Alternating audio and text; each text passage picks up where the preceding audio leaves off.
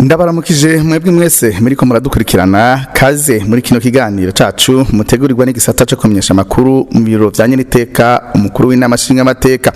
Muri kino kiganiro turaza kugaruka ku nteguro z'amategeko zibiri zizwe n'abanyakubahwa abashinga amateka ku magenekerezo ya 9 na 10 za kuno kwezi kw'icenda umwaka wa 2020. Izo nteguro z'amategeko zikaba zarizi zikurikira. Ubwa mbere akaba hayizwe integuro y'itegeko rijanye n'isoko ry'imitahe mu Burundi rikaba ryasiguwe n'umushingiranganje w'ikigega ca leta Domitien Ndokubwayo. Ubwa kabiri hakaba hayizwe integuro y'itegeko rijanye n'isubirwamwo ry'inyigisho mu mashuri ya kaminuza rikaba ryasiguwe n'umushingiranganje w'indero Gaspard Banyankibona.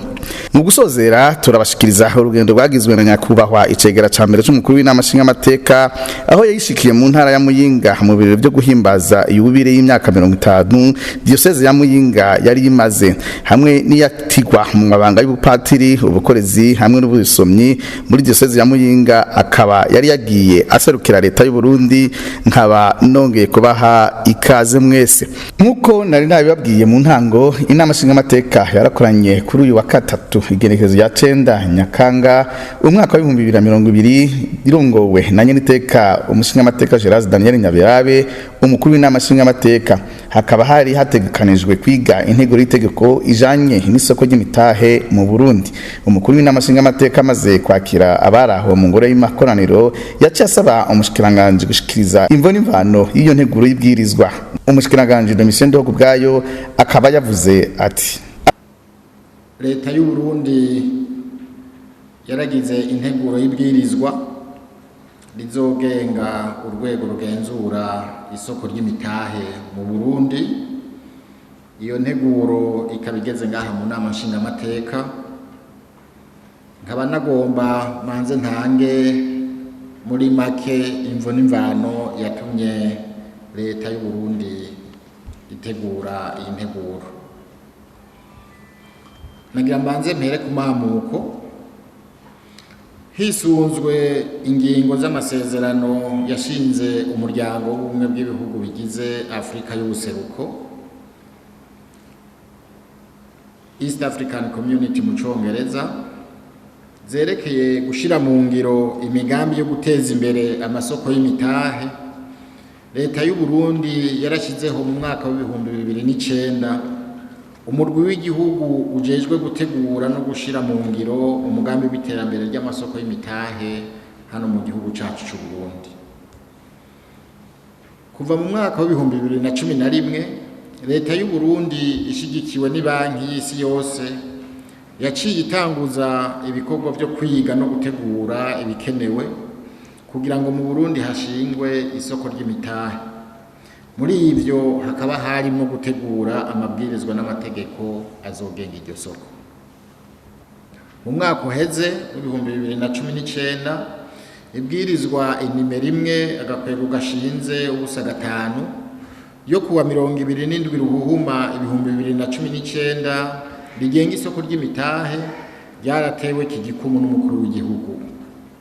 Kugira iryo bwirizwa rishobore kuja mu ngiro ni ngombwa ko habaho urwego rw'igihugu rujejwe kugenzura ibikorwa by'iryo soko ry'imitahe nk'uko biri no mu bindi bihugu. None iyi nteguro y'ibwirizwa iringanije gute? Integuro y'ibwirizwa rigenga urwego rw'igihugu rugenzura isoko ry'imitahe mu Burundi ifise ihangiro ryo gushiraho urwo rwego rw'igihugu, kwerekana icurwo rwego rujejwe n'ingene ruzokora mu kwemerera no gusuzuma amashirahamwe akora mu irangurwa ry'ibikorwa bizobera muri iryo soko ry'imitahe. Igihagararo c'urwo rwego rw'igihugu rugenzura isoko ry'imitahe. Urwo rwego rw'igihugu rugenzura isoko ry'imitahe ruzoba ari ishirahamwe rya leta y'u Burundi ryigenga mu vy'intwaro, mu vyo rikora no mu vy'ubutunzi rikoresha. akaba yabandanyije avuga ko ingingo ya gatanu y'ibwirizwa inemero imwe ubusa gatanu yo kuwa 27 ukwezi kwa kabiri umwaka wa 2019 igenga isoko ry'imitahe mu Burundi itegekanywa ko hashigwaho irindi bwirizwa y'urwego rw'igihugu rugenzura ibikorwa by'iryo soko ry'imitahe. Muri make akavuga ko ico ikigo kijejwe kugenzura iby'imitahe mu Burundi ngo cobaho ngo vyaba ari intambwe. Ahereje gushikiriza imvo n'imvano urongoye umugwi wamaho wize iyo nteguro y'ibwirizwa yaciye ashikiriza icegeranyo c'ivyo bashitseko mu mugwi. Umukuru w'inamashinga amateka yaciye afata kanya nawe nyene kugira ngo ashikirize ico avuga ku bijanye n'ico kigo. Muri kano kanya rero tumaze kumva raporo ukuntu iteye, ubu rero natwe tugiye twidagadura mugani wa babandi tunezerwe tubaze ibibazo. Umushikiranganje yatugwimvo n'imvano, raporo iratweretse ibyo bashoboye kumvikana ko impinyanyuro bagiye bashiramwo twazumvise. Ubu natwe rero abashinga amateka tugiye kuraba ko izo mpinyanyuro zatunogeye cyane hoba hari ibindi bibazo vyibagiwe byoshobora kubazwa navyo bigatangirwa inyishu. Mumvise akamaro k'iki kigo sirwa ndabisubiramwo, mucyangaje yabivuze neza na cyane ko yabivuze mu Kirundi. Turamushimiye kuko aha bica byumvikana kurushiriza, umuntu akongera ko utwo agenda hindura n'abashira mu Kirundi agaca yunganira bica biba byiza cyane. Rero nshime cyane iyi nteguro kuko duhereye kumvo n'imvano umushikiranganje yashikirije, tugakurikira na raporo ya commission permanente yayize muri detail, turabona ko urugwego ruje gufasha kugira ngo ubutunzi bw'igihugu cacu koko butera imbere, cyane bifatiye mu guteza imbere abanyamitahe eka no guteza imbere le secteur financier muri rusangi. Ariko naje ndiko ndayiraba hari utubazo nibajije, ngira ngo umushikiranganje yo hava aduha kumuco. Nabonye umengo ntituza muri raporo ya commission permanente, akambere gafatiye kuri statut de l'autorité muri exposé des motifs kuri page ya mbere, aho bavuga ko iyo autorité izoba ifise independance ikomeye, kandi n'umushikiranganje yanabivuze ko ari urwego ruzokora rwigenga. Ndiko ndabisoma naciye nibaza nti mbega iyo independance ishika hehe? Niyaba ari independance novuga exclusive, ubwo uzoba jeje iyo autorité ntashobora no kwirengagiza ibijanye n'ineza y'igihugu. Navuze rero ntireka numve ko umushikiranganje yogira ica tubwiye aho iyo independance izobigera, kuko turabizi hirya no hino hari igihe ushobora gusanga indongozi kanaka yiyibagije mbere n'intumbero igihugu kiba catanze afatiye kuri iyo independance. Nkagira nti iyo bahagarara kuri autonomy nkuko nabibonye mu article amwamwe, mugabo independence uko vyanditse ukukumbure bakavyorosha. Aka kabiri nashaka kubazanya kubaho mushikiranganje, iyo autorité izokorana gute na agence de promotion des investissements API? Hari domaine de collaboration itegekanijwe ko ibi vy'igenzurwa ry'imitahe vyahora bibera muri BRB. Ibanki nkuru y'igihugu yoyo ubwo gwego ni gwahaja, bazokorana gute? Sinzi ko mu nteguro ico mwaciyumviriye kugira nabwo ejo ntihazobe harimo kwinjiranamwo kw'ivyo izo nzego zijejwe. Uko biri muri iki kigabane biragaragara ko l'autorité de régulation ari washiraho iyi fond akongera akadetermina les modalités de paiement eka byose na gestion na alimentation du fond akaba yiwe atanga uburyo. Hariho je ndabona yuko umengo harimwo ubutegetsi burengeye mu France no kwita pouvoir exorbitant, hakaba na risque yuko l'autorité de régulation yoba juge et partie. Ikindi kibazo mfise ni kijanye na recrutement du directeur général de l'autorité de régulation. Mu minyanyuro bashigije yuko yogenwa n'intego y'umukuru w'igihugu mugabo abanje gukora ikibazo. Rero nashaka ntange urero bumwe bujanye n'ama autorité de régulation muri ministère des finances baze itaderiye ko ariko byo bimeze kwitohabiza guhindura ibintu nkumbure igitego bitohaba rihindura ibintu turabe nkuko bimeze muri OBR muri ARCA muri autorité de régulation des marchés publics ni autorité de régulation ku bijanye na PPP partenariat public et privé. Rero nashaka umuco Umushikiranganje Domitien Ndihokubwayo akabace yishura ku bibazo byari byabajijwe n'abanyakubahwa abashinga amateka. Hariho kumbure ibibazo byabajijwe ntaza kuja mu idonido ry'inyishu yavyo kubera ko inyishu y'ivyo bibazo bimwe tuyisanga mu ibwirizwa rigenga isoko y'imitahe.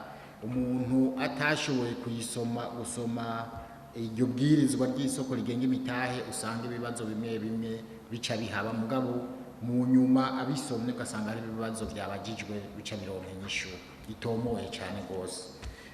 Rero mbanze ntangurire ku ntererano canke ibibazo byabajijwe na nyeniteka mukuru w'inama nshingamateka. Ubwa mbere yabanje gusa gutanga umuco ku bijanye na proposition d'amendement yari yabaye mu bijanye n'ahari habajijwe ku kibazo ca kane c'umugwi w'amaho aratanga intumbero y'ingene vyo kwandikwa administrateur général, conseil d'administration, majuscule wa minuscule. Nibaza ko ivyo ntobirandirako. Hanyuma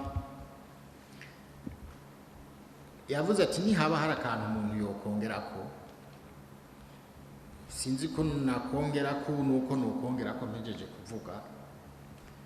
Uwoshaka kuvuga kuri iyi nteguro mu by'ukuri nkuko mpejeje kubivuga utayisomye waravye rijya bwirizwa rizogenga imitahe isoko y'imitahe ngaha mu Burundi ni ikintu gitonyi kandi ucamva umenga ntikigira sense.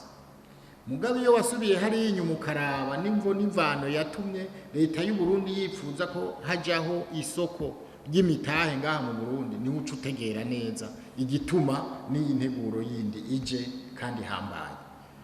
Aha mu Burundi babiciye ko gatonyi. Aha mu Burundi turabona yuko dufise une faiblesse ijanye n'imitahe yo kudufasha gushinga amashirahamwe akomeye. Usanga umuntu ariko arigwanako ashinze agashirahamwe ugasanga n'umuntu ariko arakoresha abantu 3-4. Mbega biva kuki ko tudashobora gushinga amashirahamwe akomeye ashobora gutanga ubuzi bwinshi agashobora guhingura ivyo twimbura kugira ngo bishobore no gushoka hanze. Ahanini biva yuko umutahe utaboneka. Wowe ugomba gushinga iryo shirahamwe urafise ikiyumviro cyo kugira ikiyumviro ciza wagera kuza gushinga rya shirahamwe gaca witura ibanki kugira iguha uburyo. Wituye banke kugira iguha uburyo igacira bati mbega wewe uwo mugambi wawe unzaniye amagaranti yitwa ngo iki. Ikabwiga wagiye usaba imiliyaridi 50 gacakuga ati burya wovyiga neza wogira agashirahamwe gatonyi katarenza 1 miliyari. Muravyumva ugize rya shirahamwe ry'umiliyaridi umwe biratandukanye n'ugiye kugira ishirahamwe ry'imiliyaridi 50. ubuzi buzoboneka muri iryo shirahamwe buzoba buke, umwimbu uzoba muke, n'iterambere rica rigenda ririgenda. Eka noneho turetse n'ivyo na ya mafaranga baguhaye baca bakubwira bati aya mafaranga rero mu myaka itarenze nuzobe wayagarukanye, gica kiba ikibazo. Rero iri soko ry'imitahe riza kugira ngo risahirize abantu bashobore kwagukirwa mu kurondera uburyo bwo gushobora gukora biyaguye, bakaronka uburyo bashobora gusubiza ku mwanya muremure, atari twa tundi novuga nti muri twamugira ngo ni ntica ntikize uturonka naho nyene ukarara udasinziriye kugira ngo ushobore kubisubiza. Rero tukaba dushaka kwira isoko ry'imitahe rijaho, hategerezwa kujaho urwego rukomeye, hategerezwa kujaho urwego rukomeye rushobora gukurikirana ku munsi ibikorwa vy'iryo soko, ingene bitunganije, ingene abahurira kuri iryo soko ry'imitahe bigenza, rigashiraho intumbero, rigashiraho rigakurikirana, rigakontorora, rigahana bibaye ngombwa. Ni urwego rero rutegerezwa kuba rufise inguvu zikomeye kandi rwizerwa, ni urwego rutegerezwa kwizerwa, si ukurushiraho gusa kugira ngo rujeho, ni urwego rutegerezwa kwizerwa na ba bandi bazoba bazana iyo mitahe, eka mbere ndetse na ba bandi bazoba bariko barayirondera, kuko rutizewe byose bica bihagarara, byose bica bihagarara. Rero novuga nti yoba ari intambwe ikomeye duteye, dushoboye kuvuga tuteka natwe dushireho iryo soko ry'imitahe kuko turayikeneye, ni ngombwa. Bavuze bati twarashizeho ca gitabo c'imigambi ya leta y'iterambere kuva mu 2018 gushika mu 2027. Mbega none irya migambi kwidusaba amamiliyaridi ibihumbi tuzoyakura hehe? No kuyarondera iyari, kuko ibikorwa biriho mugaha hakeneye uburyo bwo gushobora kubirangura. Bamaze kurica hirya no hino iryo nteguro y'ibwirizwa yaciye yemezwa n'abashinga amateka bose, atanumwe ari hakanye uko bari bavyagiye mu ngoro y'amakoraniro mu Kigobe, rikaba ryemezwe rero 100%. Bukeye bwaho kwigenekerezo rya 10 Nyakanga umwaka w'2020 umushikiranganje w'indero Gaspard Banyankimbona nawe nyene yarishikiye mu ngoro y'amakoraniro mu Kigobe, aho yarazanye integuro y'ibwirizwa rijanye n'isubirwamwo ry'inyigisho mu mashuri ya kaminuza, aho yabanje gushikiriza imvune imvano y'iyo nteguro y'itegeko. Amaze gushikiriza imvune imvano y'iyo nteguro y'ibwirizwa, umukuru w'umugwi wize iyo nteguro y'ibwirizwa yashikiriza icegeranyo c'ivyo bashitseko mu mugwi. Umukuru w'inama nshinga amateka yaciye afata ijambo, aho yashikirije ibi bikurikira: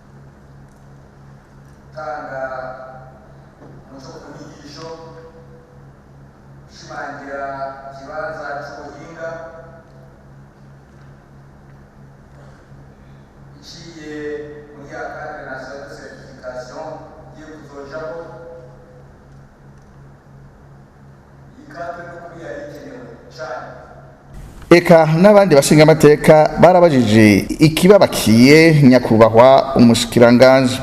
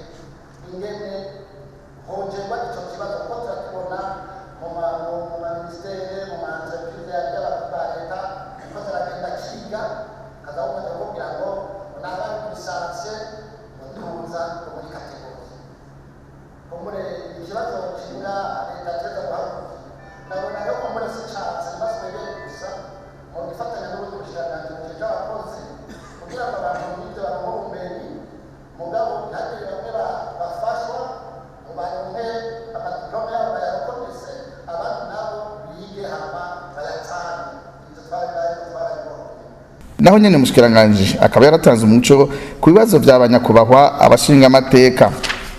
Iyo ntiguro y'itegeko ikaba yaciye yemezwa 100% n'abashinga amateka bari bashashe aho mu ngoro y'amakoraniro. Nkuko twari twabibamenyesheje icegera ca mbere cy'umukuru w'inama nshinga amateka umushinga amateka Sabine Ntakarutimana yarasukiye leta y'u Burundi mu birori byo gushimbaza yubire y'imyaka 50 diocese ya Muyinga yari imaze. Hakaba kandi haratiwe n'abapatiri, abandi bahabwa ubukoberezi, abandi ubusomyi. Ivyo birori bikaba byabereye ku kibuga cy'umuco cyaho nyene imuyinga, bikaba byari byitabwe n'abashinga amateka batuwe muri iyo diocese ya Muyinga, abashikiranganje n'abandi bategetsi bakuru bo mu gihugu. Umwungere wa diocese ya Muyinga Joakimu Ntawundereye akaba ariwe yabanje guha ikaza abatumire bari ngaho, acasaba icegera ca mbere c'umukuru w'inama nshinga amateka gushikiriza ijambo bari bamutekereye. Mwijambo ryiwe icegera ca mbere c'umukuru w'inama nshinga amateka yamenyesheje ko aje abazaniye indamutso yanye n'icubahiro umukuru w'igihugu General Major Variston Ndayishimiye hamwe n'indamutso yanye n'iteka umukuru w'inama nshinga amateka y'u Burundi. Ati kwizina rya leta y'u Burundi twaje duserukira no kwizina ryacu nyene tubaje imbere ya byose kubakeza mwungere wa diocese ya Muyinga, dukeza n'abakirizu bose kuri ibi byiza mugira mwunguke, umudutiza amashi n'impundu dukengurukire Imana. Yabanye yashima kuri uyu mugenzo mwiza wo gutumira abandi barundi n'inshuti z'u Burundi ziba hano mu gihugu cacu. Atubwira bifatikanye namwe muri uyu munezero ntangere uturanga uno munsi. Ati kubona twitavye runo rubanza duserukira leta ni kimenyetso cy'uko leta mvyeyi, leta nkozi iha ikibanza c'iteka amadini yemewe n'amategeko mu Burundi kubera uruhara ntangere afise mu buzima bw'igihugu n'ubwabe n'igihugu. Ati kukaba nkako Eklezia Katolika iramaze kwerekana ishaka ifise mu iterambere ry'igihugu, indero y'ugwaruka, amagara y'abantu, uburimwi n'ubworotsi, gutsimbataza amahoro n'ibano myiza mu bene gihugu n'ibindi. Icegera ca mbere c'umukuru w'inamashinga amateka yabandanyije avuga ku bijanye n'imigambi y'iterambere. Atekereza Katolika yamihimiriza bene igihugu kwijukira imigambi y'iterambere mu kubahamagarira kwiteza imbere biciye mu mashira hamwe, kuko mu Kirundi tuvuga ngo nyamwigendako ntarimira impeshi. Ku bijanye n'imigambi y'iterambere, Eklezia Katolika yamihimiriza bene igihugu kwijukira imigambi y'iterambere mu kubahamagarira kwiteza imbere biciye mu mashira hamwe, kuko mu Kirundi tuvuga ko nyamwigenda katarimira impeshi.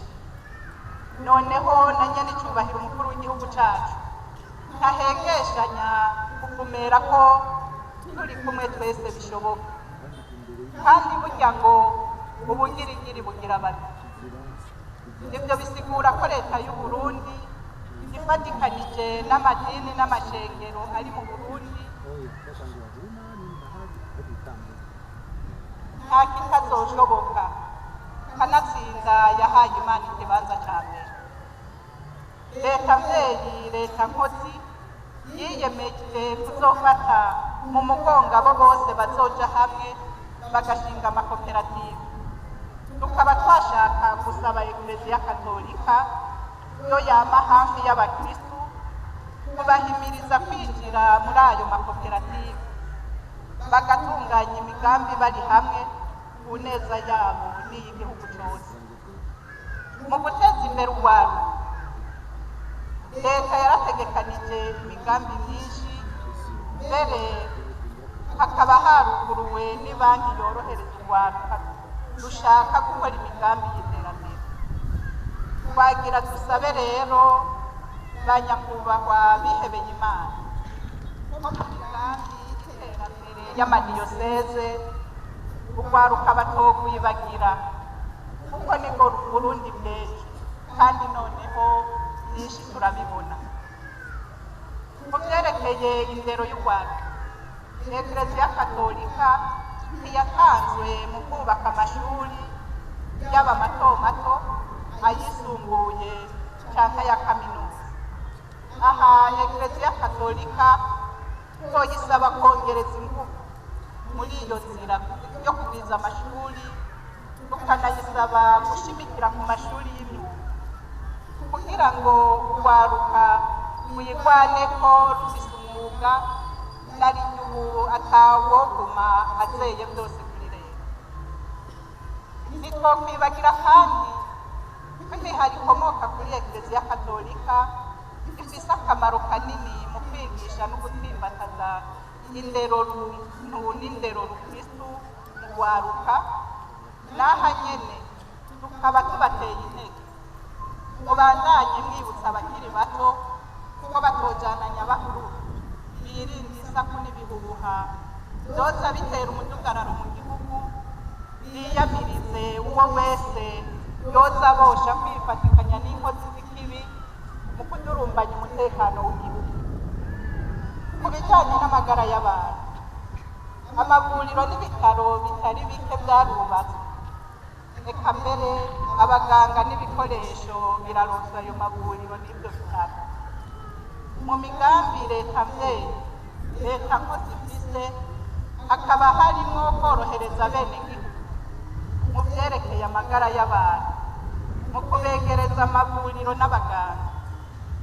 Intererano ya Eklezia Katolika iguma ikenewe kugira ngo abantu bavavanure n'ingeso mbi yo kwivuza bakoresheje imiti y'amagendu. Tuboneyeho no gusaba Eklezia Katolika ko yokunganira leta mu gukangurira abakristu kwitwararika isuku mu ntumbero yo kugira turandure burundu ikiza coronavirus cugarije isi muri iki gihe. Amategeko atangwa n'abahinga mu vyerekeye amagara y'abantu twoyakurikiza twese, gutyo umugambi leta mvyeyi leta nkozi yishinze ariwo ndakira, sinandura kandi sinanduza uje mu ngiro. Mu by'imibano Diocese ya Muyinga ntiyavyibagiye ngo yashinze ibigo byo kwitaho abamugaye, abana b'imfuvyi hamwe n'abana bo mwibarabara, ngo kandi ritaho kandi iterambere ridakumira mu bice yose y'ubuzima bw'abakristu n'ubw'abene gihugu muri rusangi, ibicishije mu bisata bijejwe iterambere bikukira amadiocese. Leta ngo irabibashimira. No muri kahise k'igihugu cacu ngo Eklezia Katolika yagize uruhara runini mu gufasha gusanasana imitima, mu kuremesha no mu kunywanisha abarundi mu gihe bari barasinzikajwe n'amabi y'intambara igihugu cacu cari gihitiyemwo. Atu twabasaba ko mutorambirwa mu kuremesha ingo n'imiryango narijya muri no minsi impunzi ziriko zihunguka ku bwinshi. Ati twese hamwe duhamagariye gutsimbataza iraga ry'urukundo twasigiwe na Yezu Kristo, najya tukarisanga mu njiri ntagatifu yanditswe na Yohani gice ca 13 kuva ku murongo wa 34 gushika ku 35, ivuga iti ndabaha icyagezo gisha nimukundane nkuko nabakunze, abariko namwe mukundana. Nimwagirirane urukundo niho bose bazomenya ko muri abigishwa banje.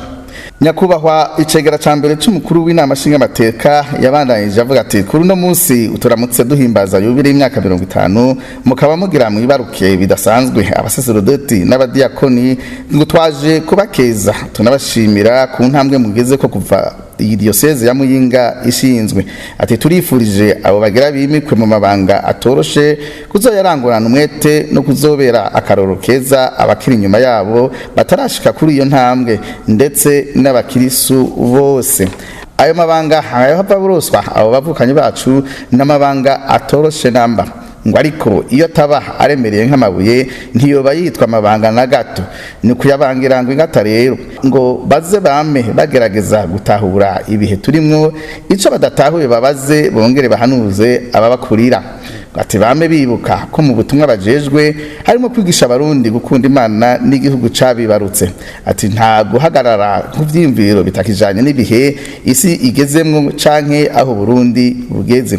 Ati nitworeka gukeza ingo n'imiryango abo bahava bategwa baturukamwo. Ati turabakengurukiye kuko beretse inzira nziza ibibondo vyabo bikaba n'ivy'igihugu inzira itazimiza. Ati niteka biteye bongera baritera igihugu cose. Ati tubasavye yuko bobera karorera abandi bavyeyi bo muri Diocese ya Muyinga kugira ngo habandanye haboneka abasaserodote benshi kandi beranda. Ati turakeje abasaserdoti bose ba diocese ya Muyinga kuko uyu munsi bahava bunguka abo bazofashanya gutanga ubutumwa. Ateka turakeje la Eklezia Katolika yose ndetse n'igihugu c'u Burundi kuko duhava twunguka abakozi b'Imana bagiye kubandanya batanga ubutumwa bwiza mu bwitonzi atagukamira mu coze abasesa ntuyoze. Mu gusozera ijambo ryiwe yavuze ko yongeye gukeza umwungeri wa diocese ya Muyinga nabo bose bamufasha kuyobora igihugu c'Imana muri iyo diocese kukwitanga kubwira n'ubukerebutsi badasiba kwerekana. Ati twongeye gukeza kandi mwebwe mwese muhava mwatirwa mu mabanga hambaye ya Eklezia Katolika, tutibagiye nabo bose bagiye kubandanya bafashanya ubutumwa. Ati ica tubemereye ni ukubashigikiza ibisabisho bya misi yose, twongera dusaba Imana ngo ibandanye yitorera abandi bakozi bayo mu ngo nyinshi za diocese kugira ngo abungere beza kandi beranda bagwire. Ivyo birori bikaba byarangiye bivuna umusase bose bari hamwe.